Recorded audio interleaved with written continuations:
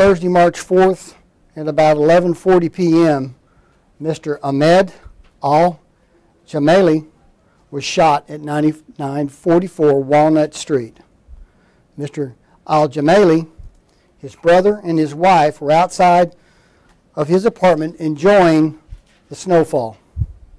Mr. Al-Jumaili's wife was taking photographs of the brothers and the snowfall when gunfire erupted. This has already been reported, and it's accurate. Mr. Jumaili had never seen snow. Just like all of us, a pretty snowfall brings the child out in us, and you can just imagine the excitement between his wife and his brother and himself as they were enjoying the snowfall. He had recently come to the Dallas area from Iraq, and he was certainly leaving a country where he didn't have any opportunity, and he was looking forward to the opportunities that our country provides. As I mentioned, gunfire erupted. Mr. Al-Jumaili stated, quote unquote, "I'm hit." He then ran to his apartment, which was nearby.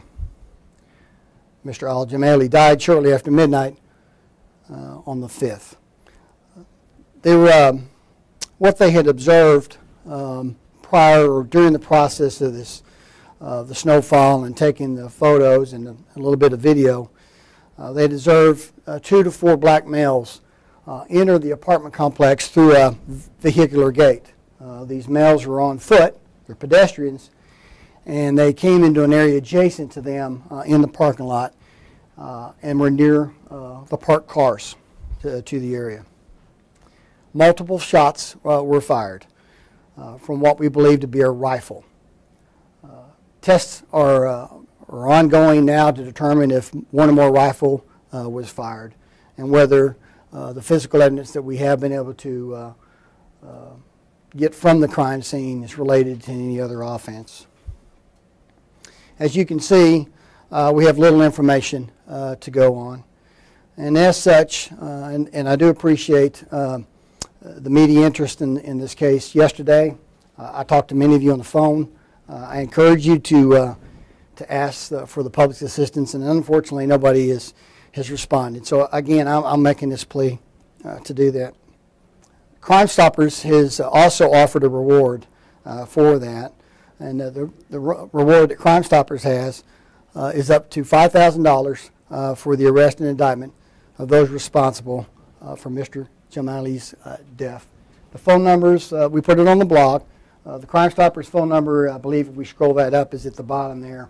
And then certainly, I'm sorry, there's the tip number is there for Crime Stoppers.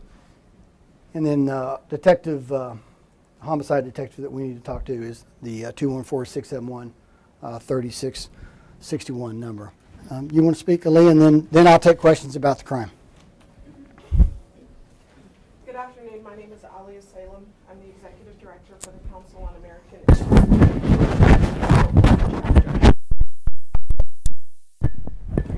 Thank you.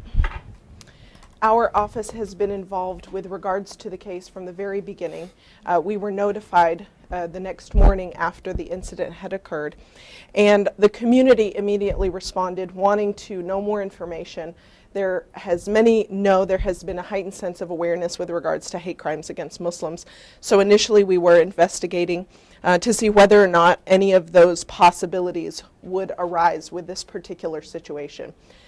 In the initial evidence that was presented, we don't have a reason to believe that this was a hate crime motive. However, that's not being ruled out at this time until we gather some more evidence and find out exactly what are the circumstances surrounding this case. The most important thing with regards to the community here in Dallas-Fort Worth area, be it the Muslim community or our friends from other faith traditions, we want to reach out to the community and ask them to please do what you can to try and help bring these perpetrators to justice.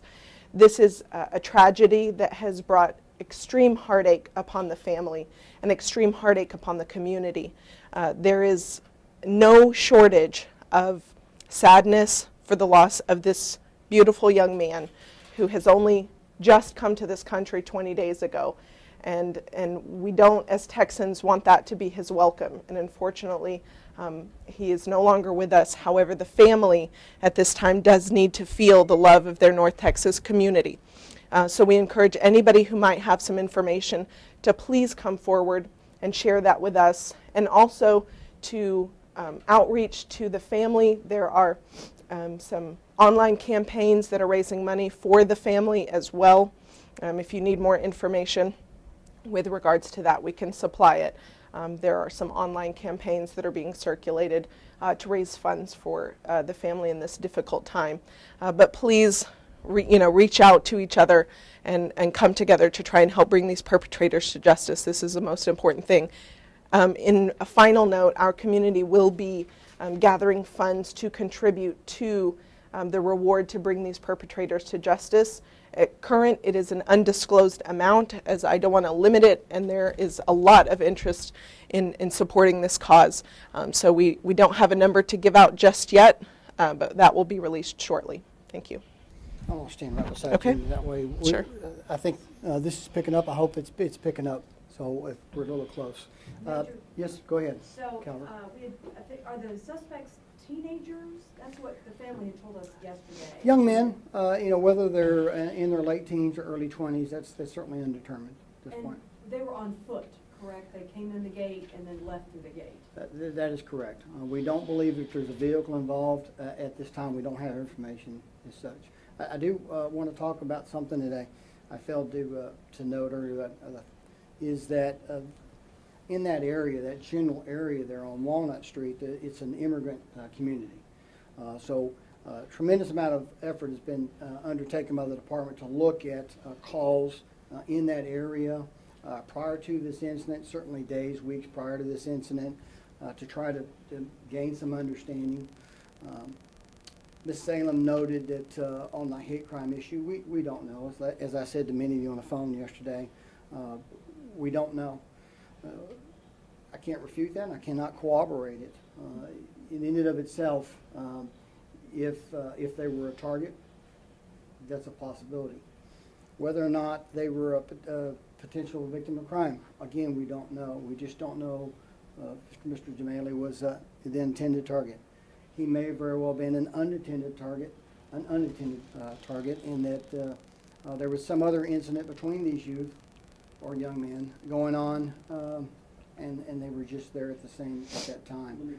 One area that, Steve, I do want to clean up, though, that was from the reporting yesterday. We reported that these individuals walked past them, and we've established that that didn't occur. The tragedy, it was very, very hard for the family. They were the witnesses. It was hard for them to share the story with investigators during those first few hours. So we were able to talk to the family yesterday and get some clarity there. Steve? I was just going there on some clarity on, was there actually any indication of exchange of any sort between those guys and that family, or from our vantage point, looking at where the detectives were, that shooting started at that gate, and there was no dialogue between those individuals based on the information you have right now. The physical evidence tells us the shooting occurred right there around those cars. And then we don't believe there was any prior interaction whatsoever, certainly not at that point. And then there was no known interaction between the Jumaili family and these individuals days before or anything like that. But again, we're looking throughout the entire that area, that community, to see if there's something.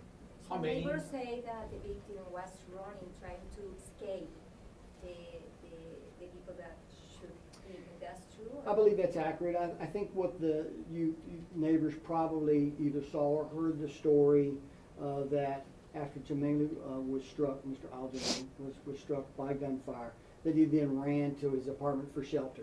So that's probably accurate on that regard. Detectives have done some initial canvassing that night. Because of the snowfall, we had to return the next day and really get a better definition on our crime scene. Then we're going to return out there today. The detectives are in the process of going after. They're going to take this flyer, and it's not going to be just limited to 9944 Walnut. We're going to canvass the entire community that I described. Somebody had a question over here. Do you have any reason to think the people who did the shooting lived in that complex, or were they just walking through it? Do not know.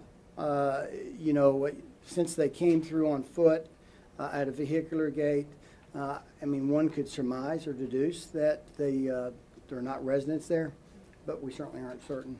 What about the weapon? You said, based on what some of the witnesses or neighbors told us, they heard multiple gunshots, so in quick succession. So, automatic rifle, assault rifle, what type of, do you have any idea on that type of weapon used? No, Calvert, I really don't want to go into that too much. I described it as a rifle. We believe it to be a rifle. Again, we're still going through our physical analysis of the cartridges that remain at the scene. How many suspects? 2 to 4 is the family is reporting seeing from 2 to 4 individuals. What would your message be to the public, I mean, on the importance of coming forward with information? Like you said, you've received very few tips, just the emphasis of that. Well, the message, if I want to piggyback a little bit on what Ms. Salem shared. It's very concerning to us.